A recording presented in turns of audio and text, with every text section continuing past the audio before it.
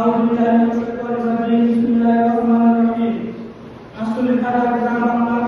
মানুষের আধ্যাত্মিক দাওয়াত ইসলামী আন্দোলন বাংলাদেশের সফল প্রচার এবং ইসলাম নিয়ে রাষ্ট্র সংস্কারের সন্তান হিসাবে বেকারি সবচেয়ে সফল ব্যক্তি হযরত মাওলানা সৈয়দ করিম বিন সাহেব রহমাতুল্লাহ হাতে গড়া ইসলামী ছাত্র আন্দোলন বাংলাদেশ থেকে আব্দুল্লাহ দক্ষিণ শাখা কর্তৃক আয়োজিত আজকের এই সম্মেলনে উপস্থিত ইসলামী আন্দোলন বাংলাদেশ এবং তার অঙ্গ সংগঠনের নেতৃবৃন্দ এবং